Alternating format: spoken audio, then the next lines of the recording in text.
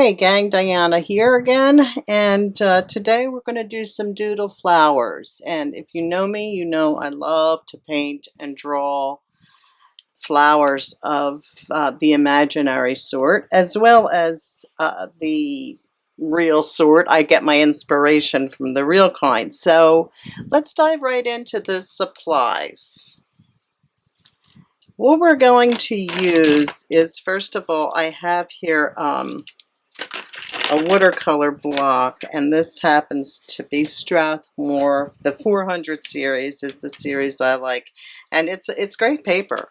And you can either get it loose or in a block. This happens to be a block today. You could also work in your journal. This is a great technique to use anywhere. Now, the other thing I have is I have my big container full of water-soluble markers and my Inktense pencils. These can be any kind of markers, including Crayola or Prang. I happen to like Prang or Dick Blick's watercolor markers better than Crayola. They're just a little bit more pigmented.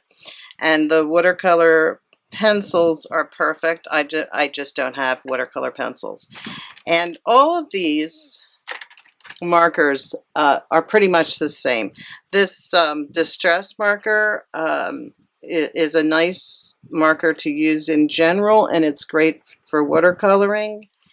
The Tombow I love, very water soluble.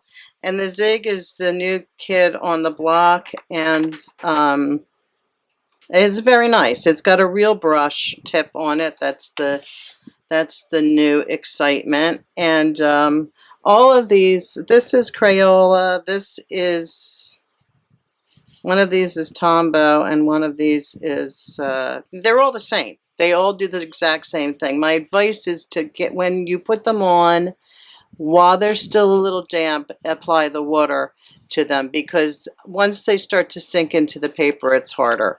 So don't run out and buy anything. You've got plenty. These zigs are, the only thing I will say about the zigs is if you do like to write, these are really nice for that. So I'm actually collecting some of the really light colors because it's harder to find those in the Tombows and Distress. And also I'll probably get, I have a brown gray or gray brown here that's real nice for writing. So that's about it. There's no difference, and they're all dye inks. They will all fade in time anyway. They're great for journaling, and they're great for card making. So let's get to it. So I decided to go with a much smaller piece of paper, and this is just a piece of that distress paper from Ranger. Very nice watercolor paper. I'm working on the bumpy side, and you can see I just drew a nice circle with a poppy red Inktense pencil, and I'm drawing a little squared scallop over it, just keeping things very simple. And I like to add some extra lines to that circle. I think it gives it a nice active look. So I'm just going to put a couple of those little flowery shapes in there, and you can go look at flowers or in books or on Pinterest or in your own garden and just get some ideas for shapes. Here I am using that's the Poppy Inktense pencil, and I'm going to use the Lemonade Distress Marker. You can see here how these two materials work together. I've put down the poppy red pencil, and now I'm just going into it with the marker and then adding some water, and try to remember to add the water while the marker is still somewhat damp. You might get some transfer onto your marker, and that's fine. Just wipe it away on another sheet of paper. No problem at all there. I just wanted to show you here that I am leaving a little bit of white right in the center of it. I don't know if it'll stay, but I'm making an attempt to leave some white space there.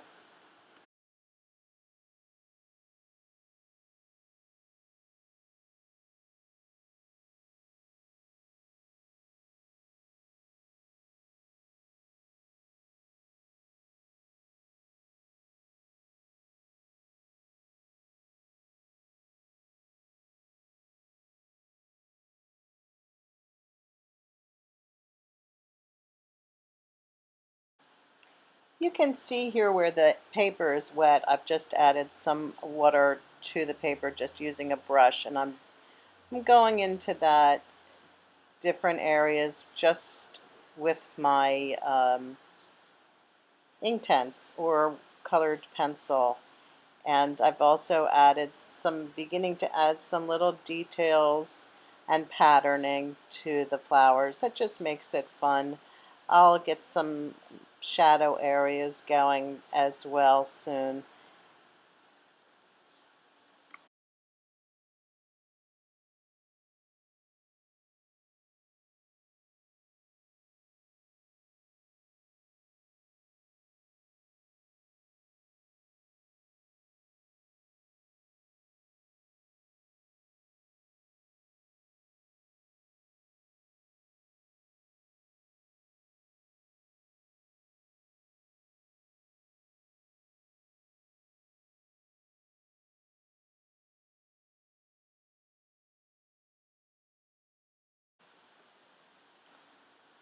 I just grabbed a dark, I think this is a bark colored Inktense pencil, and I'm just going around some of the petals again just to give them a little action, a little more interest. I really enjoy that double line thing. It's also a great little tip if your drawing is not exactly where you want it to be.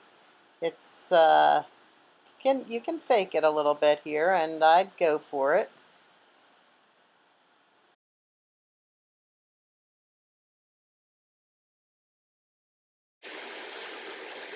Sometimes you have to wait for the colors to dry before you go on top of them, or your paper just too much abuse.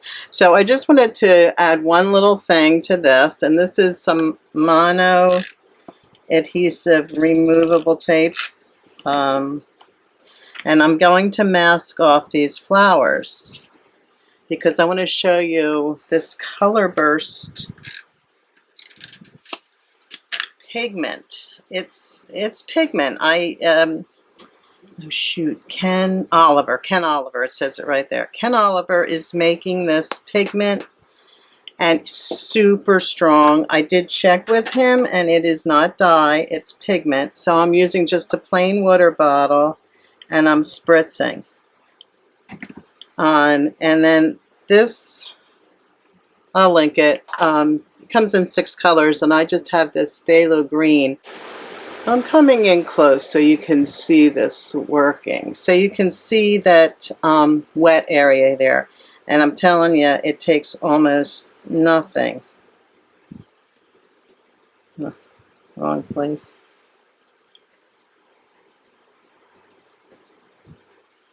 And then once you get it in there, it starts to spread.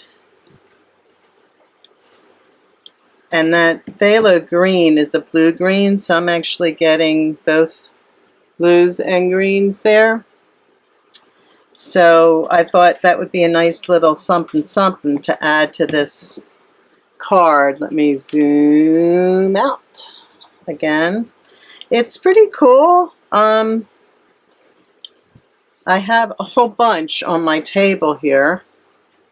So I'm actually going to change this angle. I can see it all over here. I haven't learned how to really work with it yet, but it's a lot of color. I'm not sure. Yeah, you can see it. It's amazing. It's amazing. So I think it probably would be best to work with this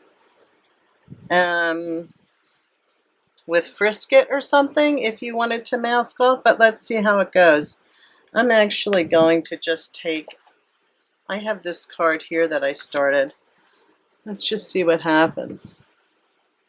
I'm going to spray because my whole table's like covered with it now. So yeah, it's a little messy. So like I said, I want to learn how to control it a little bit better. Or I hate to use the word control when it comes to art supplies, because I actually really don't like to control art supplies. I like to take them where they're going to lead me. So I like where these color bursts led me. I pulled off the mess, and you can see that the bright color did not get under the mask, and I had a blast with those color bursts. So I'm actually making another video for tomorrow that will be color bursts. So don't forget to keep looking for hashtag Love Summer Art, and give me that thumbs up. And I hope you subscribe and have a lot of fun on YouTube these few days, and come back and see me again soon. Bye now.